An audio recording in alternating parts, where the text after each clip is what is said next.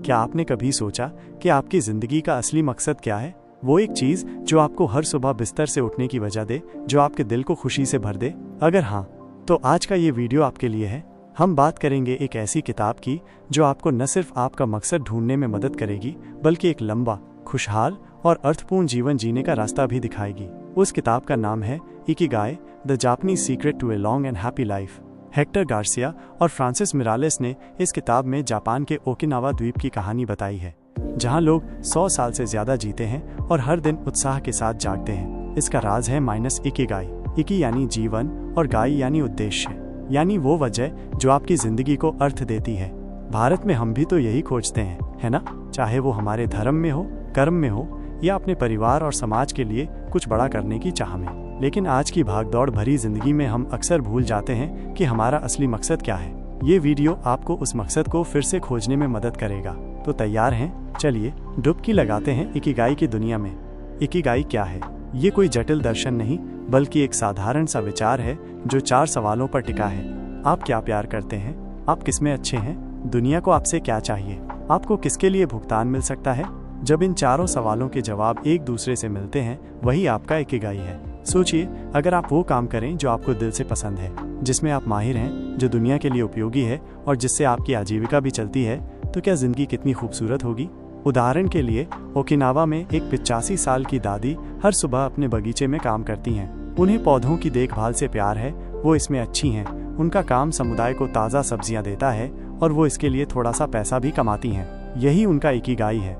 अब इसे भारतीय संदर्भ में देखें। मान लीजिए आप एक ग्राफिक डिजाइनर हैं, आपको डिजाइनिंग पसंद है, आप इसमें कमाल के हैं और आज के डिजिटल दौर में डिजाइनरों की बहुत ज़रूरत है। अगर आप फ्रीलांसिंग या अपना स्टूडियो शुरू करें तो ये आपका इकिगाई हो सकता है।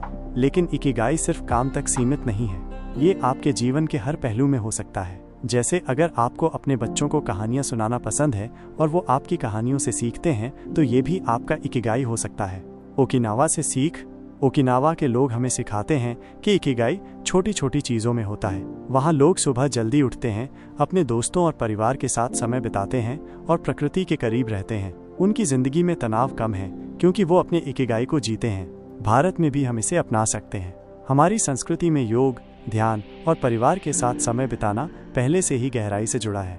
इकिगाई इन्हीं मूल्यों को एक नया नाम देता है। तो आप तैयार हैं अपने इकिगाई की खोज शुरू करने के लिए? इकिगाई खोजने की प्रक्रिया। अब सवाल ये है, अपने इकिगाई को कैसे खोजें? ये कोई एक रात का जादू नहीं है। इसके लिए आपको अपने दिल और दिमाग को टटोलना होगा। चलिए इसे स्टेप बाय स्टेप समझते हैं। पहला कदम, आत्म जागरूकता। एक शांत जगह पर बैठें, एक डायरी और पेन लें, 4 कॉलम बनाएं। मुझे क्या करना पसंद है? मैं किसमें अच्छा हूँ? दुनिया को मेरे कौन से काम की ज़रूरत है? मुझे किसके लिए पैसा मिल सकता है? अब इन सवालों के जवाब लिखें। उदाहरण के लिए, अगर आपको खाना बनाना पसंद है और आपकी माँ कहती हैं कि आपकी बिरयानी सबसे अच्छी है, तो इसे लिखें। अगर आपकी सोशल मीडिया पोस्ट्स को बहुत लाइक्स मिलते हैं, तो शायद आप कंटेंट क्रिएशन में अच्छे हैं। दूसरा कदम, छोटे कदम उठाएं। इकिगाई का मतलब ये नहीं कि आपको अपनी नौकरी छोड़कर हिमालय चले जाना है। ये छोटे छोटे कदमों के बारे में है। अगर आपको गाना गाना पसंद है लेकिन आप एक ऑफिस जॉब करते हैं, तो हर हफ्ते 30 मिनट गाने की प्रैक्टिस करें। इंस्टाग्राम पर एक रील बनाएं। धीरे धीरे ये आपका इकिगाई बन सकता है। भारतीय संदर्भ। हमारी संस्कृति में उद्देश्य की खोज हमेशा से रही है। भगवद गीता में श्री कृष्ण कहते हैं, अपना कर्म करो, फल की चिंता मत करो। इकिगाई भी यही कहता है, ऐसा काम करो जो तुम्हें सही लगे, जो तुम्हारे दिल को छुए।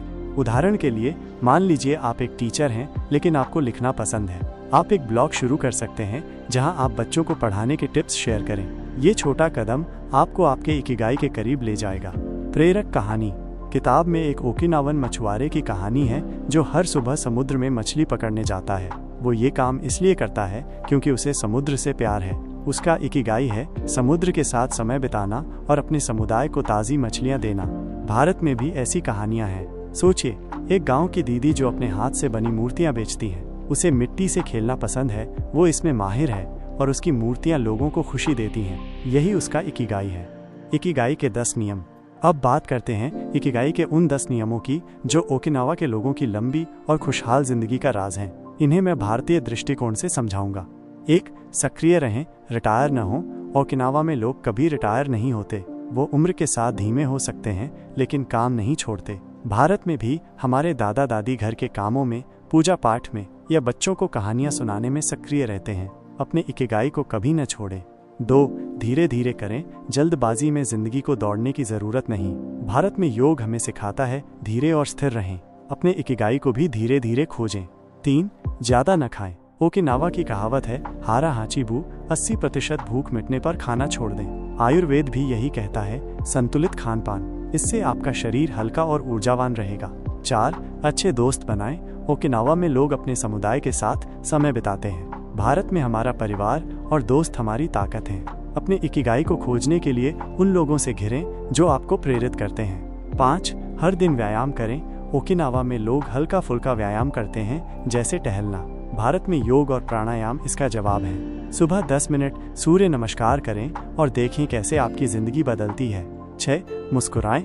मुस्कान आपकी और दूसरों की जिंदगी को बेहतर बनाती है। हमारी संस्कृति में हम मेहमानों का स्वागत मुस्कान से करते हैं। अपनी इकिगाई को पॉजिटिविटी के साथ जिएं। 7. प्रकृति के करीब रहें। ओकिनावा के लोग प्रकृति के साथ जीते हैं। भारत में हम गंगा को माँ मानते हैं, पेड़ों को पूजते हैं। अपने इकिगाई को खोजने के लिए प्रकृति में समय बिताएं।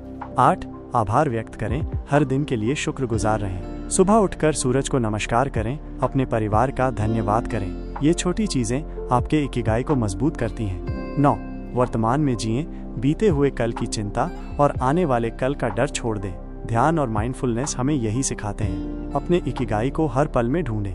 10. अपने इकिगाई को फॉलो करें। अपने दिल की सुने। वो काम करें जो आपको खुशी दे। जैसा कि हमारी संस्कृति में कहा जाता है, मन के जीते जीत है। चुनौतियां और समाधान। इकिगाई खोजना आसान नहीं। आज की दुनिया में कई रुकावटें हैं। समाज का दबाव, समय की कमी और असफलता का डर, लेकिन हर समस्या का हल है। चुनौती 1. समाज का दबाव। भारत में अक्सर हमें कहा जाता है, डॉक्टर बनो, इंजीनियर बनो। लेकिन अगर आपका दिल कला में है तो क्या करें? छोटे कदम लें। अगर आपको पेंटिंग पसंद है तो वीकेंड पर पेंट करें, इंस्टाग्राम पर शेयर करें। धीरे धीरे ये आपका इकिगाई बन सकता है। चुनौती 2. समय की कमी।